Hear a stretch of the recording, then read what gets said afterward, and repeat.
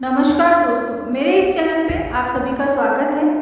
आज मैं हरतालिका तीज की कहानी आप सबके सामने लेकर आई हूँ। कहानी शुरू करने से पहले और इस व्रत के करने की पूजा विधि के बारे में बात करने से पहले मेरा आप लोगों से निवेदन है, अगर आप लोगों ने मेरे इस चैनल को सब्सक्राइब नहीं किया है तो बेल आइकन को प्रेस कर मेरे इस चैनल को सब्सक्राइब करिए, ताकि आने वाले सभी व्रत उपवास की कथाओं की नोटिफिकेशन आपको मिलते रहे।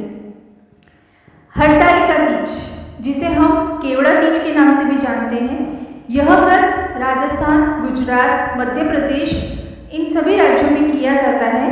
भाद्रपद मास की शुक्ल पक्ष की तृतीया को यह व्रत किया जाता है। इस दिन शंकर पार्वती की बालू की मूर्ति बनाकर पूजन किया जाता है तथा सुंदर वस्त्रों, कदली स्तंभों से ग्रह को सजाकर नाना प्रकार के मंगल गीतों से रात्रि जागरण किया जाता है। इस व्रत को करने वाली स्त्रियां पार्वती के समान सुखपूर्वक पति रमण करती हैं तथा अंततोगत्वा शिवलोक को प्राप्त होती है।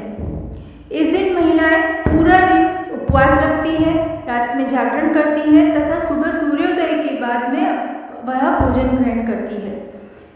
इस व्रत की कथा, यह व्रत के महात्म्य की कथा भगवान शंकर ने पार्वती को उनके पूर्व जन्म का स्मरण कराने हेतु इस प्रकार कही थी। वह इस प्रकार है।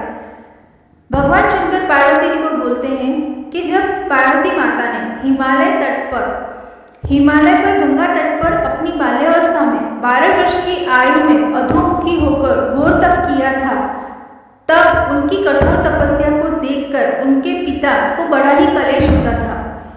एक दिन उनकी तपस्या और उनके पिता के कलेश के कारण नारद जी हिमालय राज के पास आए और बोले कि भगवान श्री हरि विष्णु आपकी कन्या से विवाह करना चाहते हैं।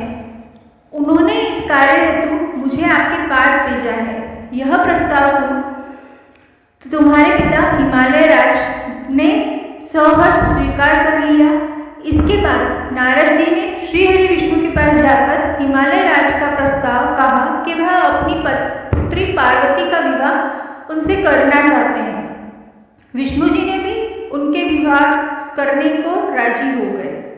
नारद जी के जाने के बाद हिमालय राज ने तुम्हें बताया कि तुम्हारा विवाह श्री हरि विष्णु के साथ तय कर दिया गया है।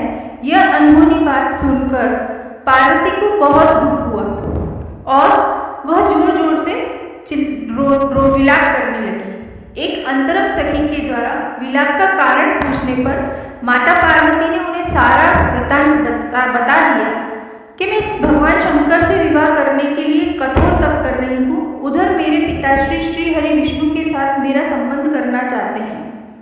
उन्होंने अपनी सखी से मदद मांगी, सहायता मांगी। उन्होंने कहा कि अगर मेरा विवाह श्री भगवान विष्णु से नहीं हुआ तो मैं अपने प्राण त्याग दूंगी। तब पार्वती की सखी ने उन्हें एक घनघोर जंगल में ले गई। उधर उनके पिता पार्वती माता का घर छोड़ने के कारण बहुत ही चिंतित हो गए। मैं विष्णु जी से उसका विवाह करने के लिए वचन दे चुका हूँ। वचन भंग की चिंता में हिमालय राज मूर्छित हो गए। इधर तुम्हारी खोज होती रही, पर तुम अपनी सहेली के साथ नदी के तट पर एक गुफा में तपस्या करने में लीन हो गई। भाद्रपद शुक्ल की तृतीया को हस्त नक्षत्र में तुमने रेत का शिवलिंग स्थापित करके व्रत किया था और पूजन तथा रात्रि जागरण भी किया था। पार्वती के इस कठिन व्रत से मेरा आसन डोलने लगा और मेरी समाधि भी टूट गई। इसीलिए भगवान शंकर ने तुरंत पार्वती माता को वर मांगने का आदेश दिया। तब पार्वती माता की मांग व उनकी इच्छा के अनुसार भगवान शिव ने उन्हें अर्धांगिनी रूप में स्वीकार करने का वचन दे दिया। यह वरदान देकर भगवान शंकर कैलाश पर्वत पर चले गए।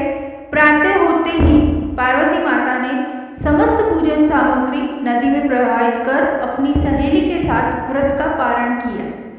उसी समय खोजते हुए हिमालय राज उस स्थान पर पहुंच गए।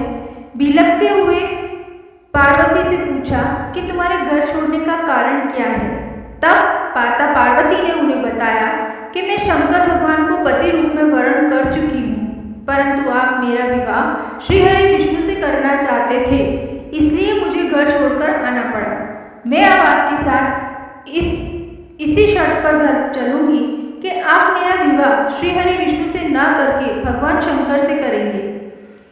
हिमालय राज पार्वती माता की बात मान गए और शस्त्रोक्त विधि द्वारा शंकर पार्वती का विवाह करवाया व उन दोनों को विवाह बंधन में बांध दिया।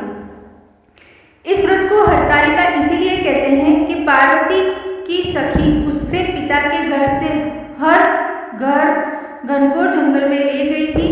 हरत अर्थात हरण करना और आलिका अर्थात सखी सहेली।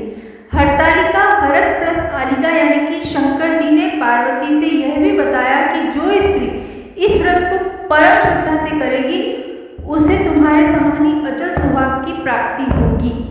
इसीलिए इस व्रत को किया जाता है। इस व्रत को करने वाली महिलाएं अखंड सौभाग्य की प्राप्ति के लिए यह व्रत करती है तथा अखंड सौभाग्य को प्राप्त करती है। यदि आपको मेरी ये कहानी पसंद आई हो तो मेरे इस वीडियो को ज़्यादा से ज़्यादा शेयर करना ना भूलें तथा मेरे वीडियो को पूरा सुने और सब्सक्राइब करें। Thank you so much. जय श्री कृष्णा, जय श्री श्याम।